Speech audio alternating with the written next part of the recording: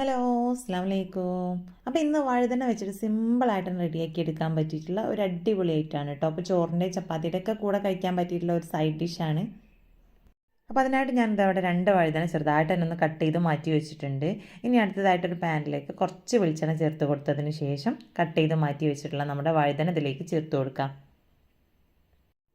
അപ്പോൾ അതാ ഞാൻ ചെറിയ പീസായിട്ടാണ് കേട്ടോ കട്ട് ചെയ്തെടുത്തിട്ടുള്ളത്. ഇനി ഇതിലേക്ക് നമുക്ക് ആവശ്യത്തിനുള്ള ഉപ്പ് കൂടെ ചേർത്ത് കൊടുക്കാം. അപ്പോൾ അത് ഉപ്പൊക്കെ ചേർത്ത് നല്ല രീതിയിൽ തന്നെ ഞാനിവിടെ മിക്സ് ചെയ്തെടുത്തിട്ടുണ്ട്. അപ്പോൾ ഇതിലേക്ക് ഞാൻ ഈ ഒരു സമയത്ത് വേറെ മസാലപ്പൊടികളോ കാര്യങ്ങളോ ഒന്നും തന്നെ ആഡ് ചെയ്ത് കൊടുക്കുന്നില്ല. വെറും ഉപ്പ് മാത്രമാണ് കേട്ടോ ചേർത്ത് കൊടുത്തിട്ടുള്ളത്. ഇനി നമ്മുടെ വഴുതന നല്ല രീതിയിൽ തന്നെ ഒന്ന് കുക്ക് ചെയ്തെടുക്കണം. അപ്പോൾ അതിനായിട്ടൊന്ന് അടച്ച് വെച്ചിട്ട് വേവിച്ചെടുക്കുക, അല്ലെങ്കിൽ നമ്മൾ ഇതുപോലെ ഒന്ന് സോട്ട് ചെയ്തെടുക്കുകയോ ചെയ്ത് കൊടുത്താൽ മതി. അപ്പോൾ അതാ കുറച്ച് സമയം ഇങ്ങനെ ഇതുപോലെ രീതിയിൽ ഞാനൊന്ന് സോട്ട് ചെയ്തെടുത്തിട്ടുണ്ട്.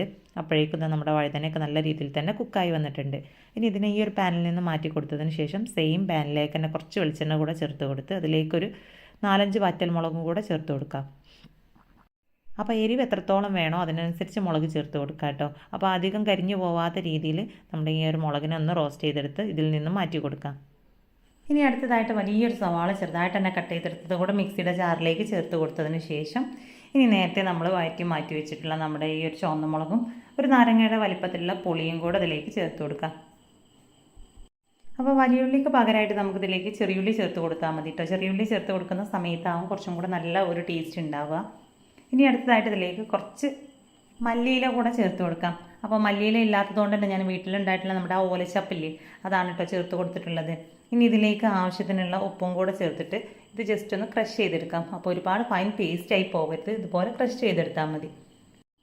ഇനി നമ്മുടെ ഈ ഒരു സവാളയുടെ മിക്സ് നമ്മൾ നേരത്തെ ഫ്രൈ ആക്കി മാറ്റി വെച്ചിട്ടുള്ള വഴുതന ഒന്ന് ഉടച്ചെടുത്തതിന് ശേഷം ഇതിലേക്ക് ചേർത്ത് കൊടുക്കാം.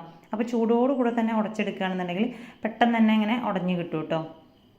അപ്പോൾ ഞാനിവിടെ കുറച്ച് ടൈം വെച്ചതുകൊണ്ട് തന്നെ കുറച്ചൊന്ന് ചൂടാറി പോയിട്ടുണ്ട്. അതുകൊണ്ടാണ് നമുക്ക് ഉടച്ചെടുക്കാൻ ചെറിയൊരു ബുദ്ധിമുട്ടുള്ളത്. ഇനി ഇതാ നേരത്തെ റെഡിയാക്കി വെച്ചിട്ടുള്ള നമ്മുടെ ഈ ഒരു സവാളയുടെ മിക്സ് ഇതിലേക്ക് ചേർത്ത് കൊടുക്കാം. അപ്പോൾ ശരിക്കും ഇതിലേക്ക് ചുവന്നുള്ളിയാണ് കേട്ടോ നല്ല ടേസ്റ്റ് ഉണ്ടാവുക. കാരണം ഇതിലേക്ക് നമ്മൾ സവാള ചേർത്ത് കൊടുത്തതുകൊണ്ട് തന്നെ അതിൻ്റെ ആ ഒരു കുത്തൽ ടേസ്റ്റ് ആ ഒരു ചെറുതായിട്ട് എനിക്ക് ഫീൽ ചെയ്തിട്ടുണ്ടായിരുന്നു. ഇനി ഇതിലേക്ക് കുറച്ച് വെളിച്ചെണ്ണ കൂടെ ചേർത്ത് നല്ലപോലെ ഒന്നുകൂടെ മിക്സ് ചെയ്തിട്ടെടുക്കാം. ഇനി ഈ ഒരു സമയത്ത് തന്നെ ഉപ്പ് കുറവായിട്ടൊക്കെ തോന്നുന്നുണ്ടെങ്കിൽ നമുക്ക് ഉപ്പൊക്കെ ചേർത്ത് കൊടുക്കാം കേട്ടോ. അപ്പോൾ ഇതിലേക്ക് നമ്മൾ മിക്സിയിലിട്ടിട്ട് പുളി അരച്ചെടുക്കുന്നതിന് പകരം ഈ ഒരു സമയത്ത് ഇതിലേക്ക് പുളിവെള്ളം ചേർത്ത് കൊടുത്താലും മതി. അപ്പോൾ അത്യാവശ്യം നല്ലൊരു പുളി ഉണ്ടാകുമ്പോഴാണ് ഇത് കഴിക്കാനായിട്ട് നല്ലൊരു ടേസ്റ്റ് ഉണ്ടാവുള്ളൂ.